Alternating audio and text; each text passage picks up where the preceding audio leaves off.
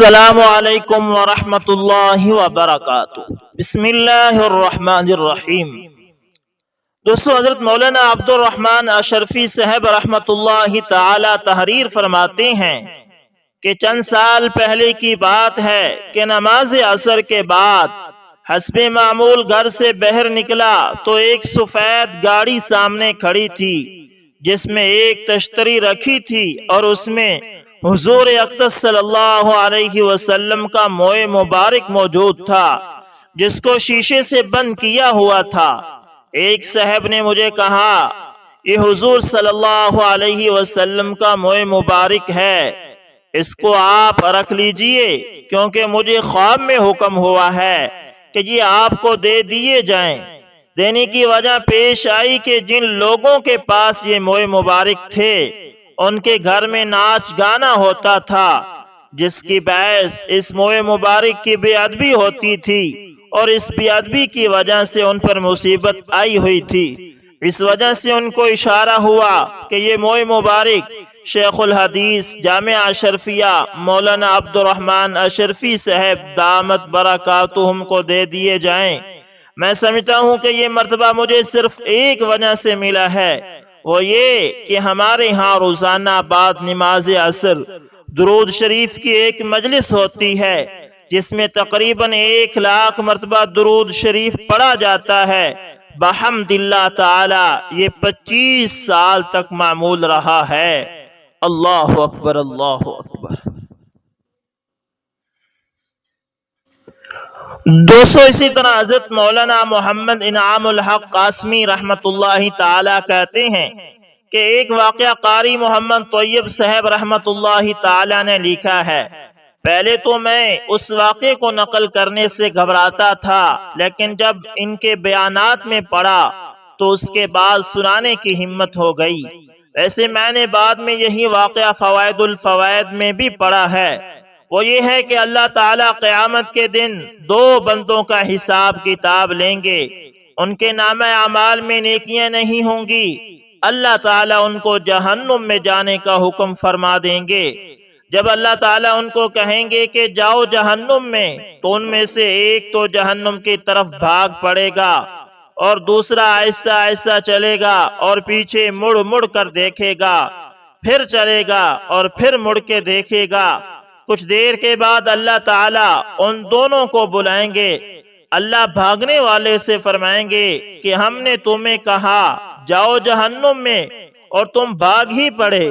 وہ کہے گا، اے اللہ، میں دنیا میں تو آپ کے حکم ماننے میں کوتاہی کر جاتا تھا، اب آپ نے جہنم میں جانے کا حکم دیا تو میں نے سوچا کہ اس حکم کو تو پورا کر ہی لوں۔ اللہ تعالیٰ فرمائیں گے کہ اگر تو سمجھتا ہے کہ میرا حکم اتنا معزز ہے کہ اس پر عمل ہونا چاہیے تو پھر اس کی وجہ سے میں نے تیرے گناہوں کی مغفرت کر دی، لہذا اب تو جنت میں چلا جا۔ پھر اللہ تعالیٰ دوسرے آدمی سے فرمائیں گے کہ تم آہستہ آہستہ بھی جا رہے تھے اور پیچھے مڑ مڑ کر بھی دیکھ رہے تھے، اس کی کیا وجہ ہے؟ وہ کہے گا، یا اللہ، زندگی بھر تیری رحمت میرے ساتھ رہی اور کبھی بھی آپ کی رحمتوں نے مجھے مایوس نہیں ہونے دیا۔ اگر آپ نے حکم دے دیا کہ جاؤ جہنم میں، مگر میں قدم آگے اٹھاتا تھا اور پھر پیچھے مڑ کر دیکھتا تھا کہ شاید تیری رحمت جوش میں آ جائے۔ اللہ تعالیٰ فرمائیں گے، اچھا، اگر تجھے میری رحمت پر اتنا بھروسہ ہے تو میں نے تیرے لیے بھی اپنی جنت کے دروازے کھول دیے ہیں، تو بھی اس میں داخل ہو جا۔ دوستو، اسی طرح ایک راہب نے اپنی عبادت خانے میں 60 سال عبادت کی۔ ایک دن اس نے اپنی کھڑکی سے باہر پانی کی جگہ میں جھانکا اور کہنے لگا، اگر میں نیچے اتر کر یہاں سے پانی پی لوں تو میں کسی کو دیکھوں گا بھی نہیں اور پانی بھی پی لوں گا، وضو بھی کر لوں گا، پھر میں واپس اپنی جگہ پر آ جاؤں گا۔ چنانچہ وہ عبادت خانے سے نیچے اترا، ایک عورت آ گئی اور اس عورت کے جسم سے کپڑا ہٹ گیا۔ اس نے اس عورت کے حسن جمال کو دیکھا تو وہ اپنے آپ کو روک نہ سکا، اپنے آپ کو کنٹرول نہ کر سکا اور اس نے عورت سے زنا کا ارتکاب کر لیا۔ اس کے بعد وہ ایک جگہ پر غسل کے لیے داخل ہوا اور اسے موت آ گئی۔ وہ اس حال میں تھا کہ اس کے آخری سانس تھے۔ اس کے پاس ایک سائل آ گیا، ایک فقیر مانگنے والا آ گیا۔ جب اس فقیر نے اس سے سوال کیا تو راہب نے اس کو اشارہ کیا کہ یہ میرا تھیلا ہے اور اس میں روٹی کا ٹکڑا ہے۔ اس کپڑے میں روٹی کا ٹکڑا تھا۔ مسکین نے اس کپڑے میں سے روٹی کا ٹکڑا لیا اور راہب مر گیا۔ اس راہب کی 60 سال کی عبادت کا وزن کیا گیا تو زنا کا گناہ سب سے زیادہ بھاری نکلا۔ اللہ اکبر کبیرہ۔ یہ بہت توجہ طلب بات ہے دوستو۔ 60 سال کی عبادت ایک طرف اور زنا کا گناہ ایک طرف۔ ایک زنا کا گناہ 60 سال کی عبادت پر بھاری ہو گیا۔ پھر روٹی کا ایک ٹکڑا رہ گیا تھا جو اس نے سائل کو دیا تھا۔ چنانچہ پھر اس ٹکڑے کو لایا گیا اور اس کی نیکیوں کے پلڑے میں ڈالا گیا۔ پھر نیکیوں کا پلڑا بھاری ہو گیا اور اس بندے کو بخش دیا گیا۔ اس آخری جملے پر حضرت اقدس دامت برکاتہم العالیہ پر رقت طاری ہو گئی اور آپ دیدہ ہو گئے کہ ذرا سوچئے کہ اخلاص کے ساتھ اگر چھوٹا سا عمل بھی کیا جاتا ہے تو میزان میں کتنا وزنی ہوتا ہے کہ وہ گناہوں کے پلڑے کو بھی ہلکا کر دیتا ہے۔ اللہ اکبر۔ دوستو، ہمارے ایک دوست محترم ظفر صاحب باقوی نے بتایا کہ ان کے ایک عزیزہ 15 برس سعودی عرب بحیثیت ڈاکٹر جاب کرتے رہے اور اب وہ لندن میں جاب کرتے ہیں۔ کہتے ہیں کہ میں نے ان سے پوچھا کہ وہ سعودی عرب اور لندن دونوں مقامات میں جاب کرتے ہوئے کیا فرق محسوس کرتے ہیں۔ اس پر انہوں نے کہا کہ سعودیہ میں مسلمان ہیں، اسلام نہیں، اور لندن میں اسلام ہے اور مسلمان نہیں۔ یہ بامعنی تبصرہ یا چھوٹا سا جملہ اس وقت کی اسلامی دنیا کی بالکل صحیح عکاسی کر رہا ہے۔ ہم سمجھتے ہیں کہ مسلمانوں جیسا نام رکھ کر یا مسلمانوں کی چند رسمیں ادا کر کے ہم مسلمان کہلانے کے حقیقی حقدار بن جائیں گے، چاہے ہمارے اعمال کچھ بھی ہوں، جبکہ حقیقت یہ ہے کہ اسلام چند رسموں یا چند مخصوص نام رکھنے کا نام نہیں ہے، بلکہ ایک طریقہ زندگی ہے، ایک رویہ ہے، ایک کردار ہے اور معاملات بھی ہیں، معاشرت اور اخلاقیات کا پورا نظام ہے۔ اپنی زندگی بدلے بغیر مسلمان کہلانا ایسے ہی ہے جیسے پریکٹس کے بغیر ڈاکٹر کہلانا۔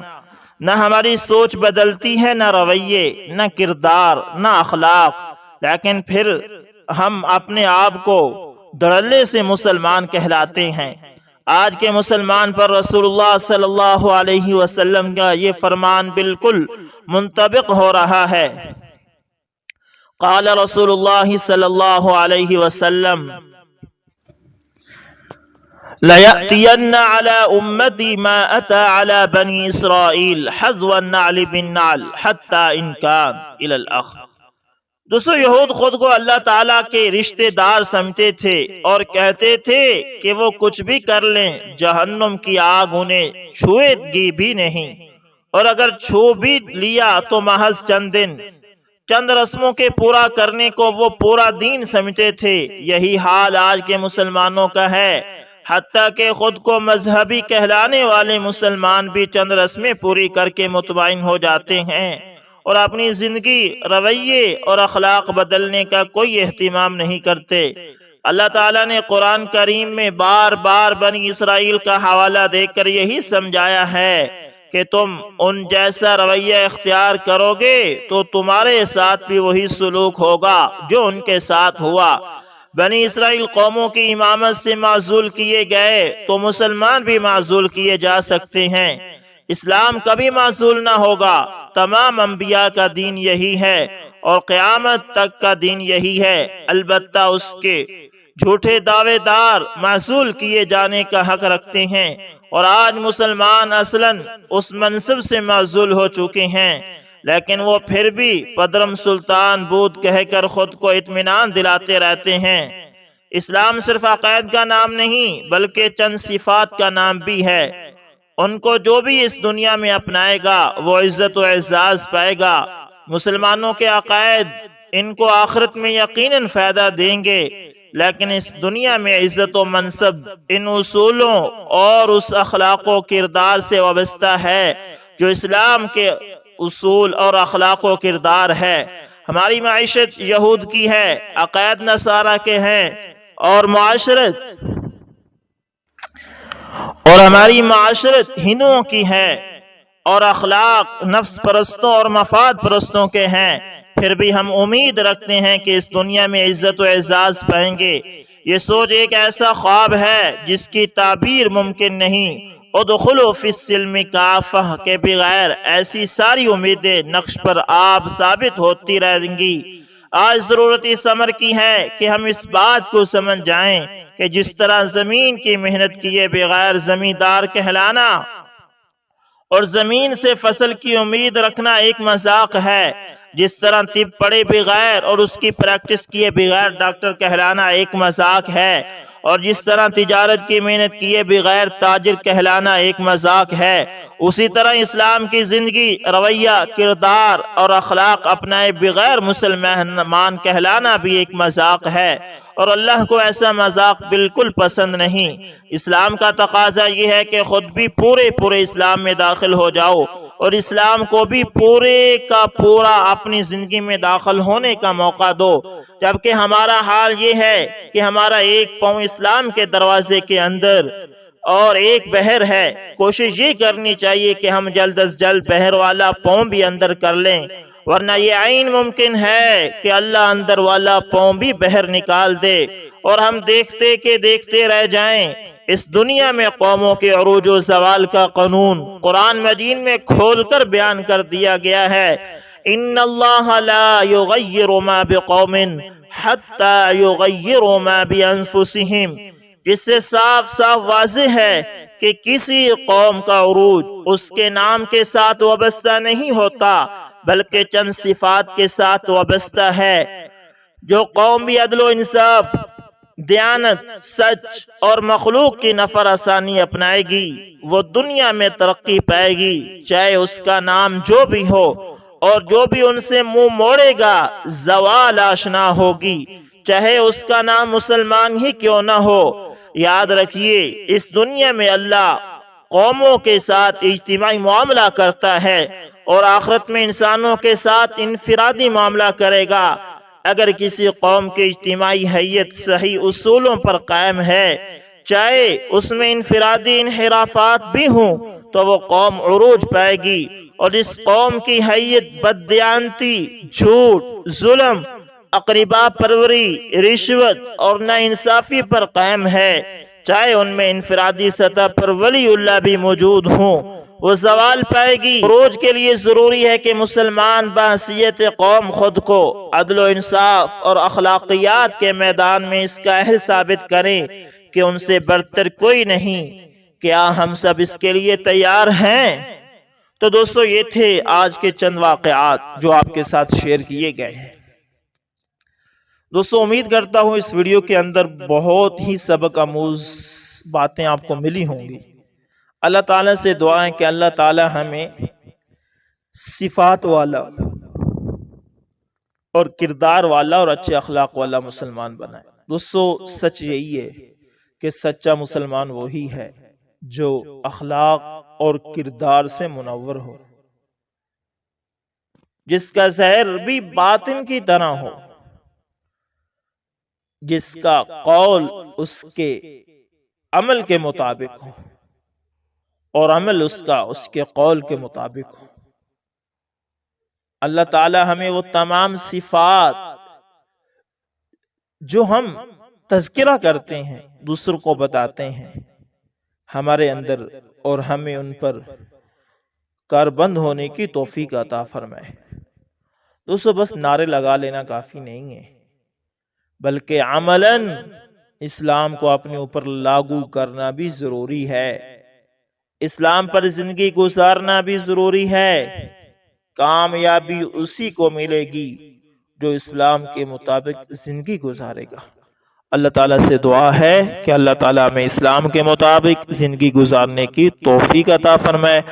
دوستو، ملتے ہیں کسی نیکسٹ اچھی سی ویڈیو کے اندر۔ تب تک کے لیے اللہ حافظ، جزاکم اللہ خیر۔